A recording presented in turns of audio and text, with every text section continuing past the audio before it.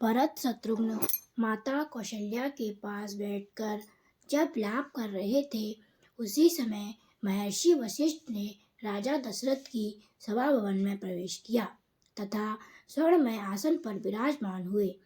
आसन ग्रहण करने के पश्चात उन्होंने दूतों को आज्ञा दी कि तुम लोग शीघ्र जाकर ब्राह्मणों, क्षत्रियों, योद्धाओं और सेनापतियों को बुला लाओ। राजकुमार भरत और शत्रुघ्न को मंत्री युधाजित और सुमंत्र को शीघ्र बुलाओ, हमें उनसे बहुत ही आवश्यक कार्य है। गुरुजी की आज्ञा सुनकर भरत सभा में आए। तब समस्त मंत्रियों और प्रजाजनों ने आते हुए भरत जी का राजा दशरथ की भांति अभिनंदन किया।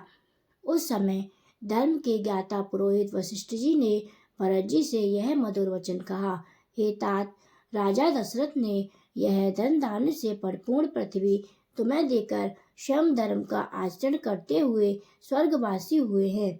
श्री रामचंद्र जी ने धर्म का विचार करके पिता की आज्ञा का पालन किया है। इस प्रकार पिता और ज्येष्ठ भ्राता दोनों ने ही तुम्हें यह अकंटक राज्य प्रदान किया है, अतः तुम मंत्रियों को प्रसन्न रखते हुए इसका पालन करो और शीघ्र ही अपना अभिषेक करा लो।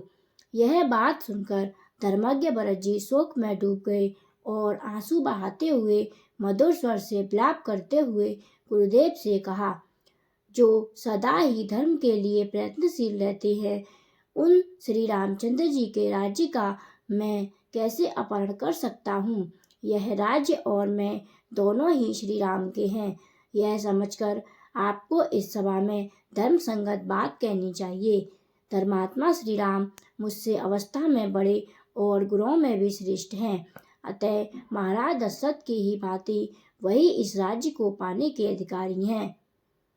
मेरी माता ने जो पाप किया है उसे मैं कभी पसंद नहीं करता, इसीलिए यहाँ रहकर भी मैं वन में निवास करने वाले श्री रामचंद्र जी को हाथ जोड़कर प्रणाम करता हूँ।